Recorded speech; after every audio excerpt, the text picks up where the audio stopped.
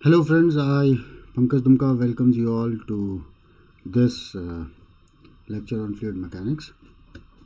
So in this particular lecture, what we'll be doing is we will be trying to understand the solution of the fundamental equation of hydrostatics when the density varies. So for that matter, there are two cases prominently discussed. The first one is for constant temperature solution, that is for isothermal fluids. So for isothermal fluids. Now to solve this particular equation, we will be assuming that the fluid I am talking of is gas, and this is assumed to be an ideal gas, that is it follows the state law PV is equal to mRT. So if you move this volume onto right side, it becomes m by VRT and ultimately rho RT. Okay, so the density then can be written as P by RT. Okay, now you have to solve this equation. dP by dz is equal to minus rho g, which is now P by RT g. Okay, now the case is isothermal, so what you can do is dP by P is equal to minus G by RT dz. Okay, now you integrate this equation, so a constant of integration will come. So this is log P is equal to minus G by RTZ plus a constant. Because G is a constant, R is a constant, and T isothermal case is there, so temperature is also a constant. So now let us assume that in the reference state, at the reference state, the pressure is P naught. Okay, so in that reference state the pressure is P naught, and the value of Z at that state is Z naught. So the reference value of Z naught is at difference value of pressure is at Z naught, and that is P naught. Okay, so you replace the value, you will getting log P naught is equal to minus G by RT Z naught plus C. Okay, so now you subtract these two. So once you do this, you will be getting log P by P naught is equal to minus G by RT. Okay, so subtracting this will become Z naught minus Z. Okay, and now what you can do further is you can take this log, I mean to say you can now take the antilog of it, and you will be getting P by P naught as exponential of minus G by RT Z naught. So as I am taking this minus sign and subtracting this, this becomes plus. Okay, Z naught minus Z. Okay, therefore whenever you have an isothermal condition, the variation of pressure is exponential. So that is how you can find out the pressure variation in a fluid where the temperature is constant, and that is compressible fluid indeed. Now there is non-isothermal fluid also. So consider non-isothermal case where the temperature is no more a constant and it varies with respect to Z.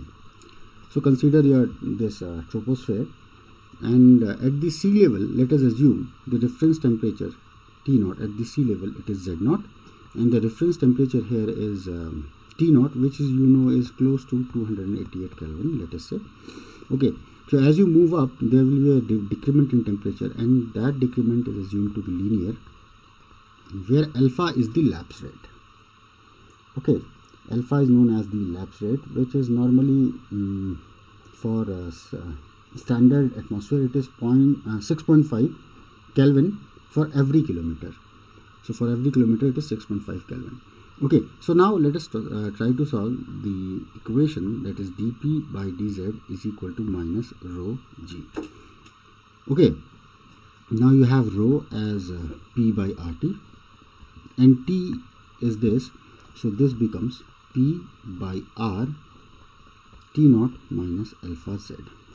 You replace the value of density here, that is dp by dz is equal to minus p by r t naught minus alpha z and g.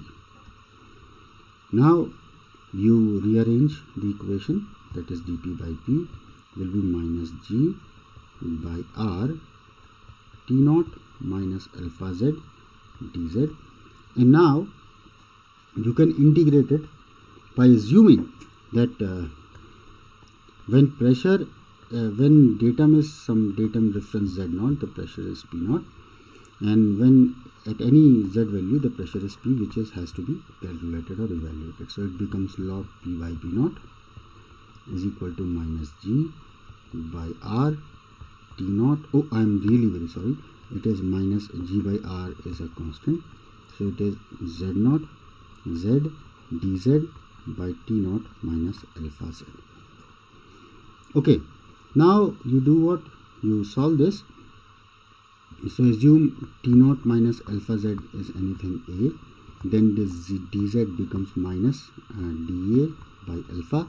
So the equation becomes log p by p0 is equal to minus g by r integration of dz, which is minus dA by alpha now, divided by t0 minus alpha z, which is a. Okay, and when z is equal to z0, okay, when z is equal to z0, the value of a will be t0 minus alpha z0. In fact, when z is equal to z0, when z is equal to z0, the temperature is, in fact, it is t0 only. Okay, and so you can do is, you can write this thing as when z is equal to z0, temperature is t0. So it is simply now t0. Okay, and when z is equal to becoming some z, it is t0 minus alpha z. So what you can do is, you can take g by r and take this minus 1 by alpha outside, and it becomes t0 minus alpha z and dA by a, which is now g by r alpha, which is log a, which is moving from t0 to t0 minus alpha z. Therefore you replace the value g upon r alpha, and this is log t0 minus alpha z by t0. Okay, and this further becomes g by r alpha log 1 minus alpha z by t0. And you know, a log b is nothing but log b to the power a. Therefore this will be log 1 minus alpha z by t0 to the power g by r alpha, and that is log p by p0.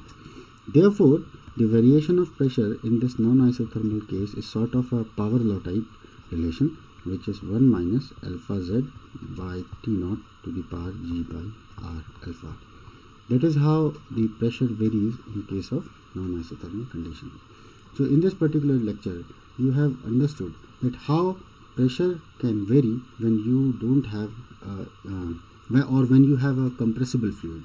And in that particular compressible fluid, you have learned two things, that when the pressure, when the condition is isothermal, so how it varies, this is varying exponentially.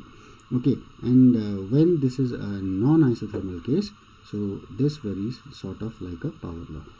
Okay, so in this particular lecture, till this point only. Thank you very much for watching this video. If you like my video, then please do like, share and subscribe.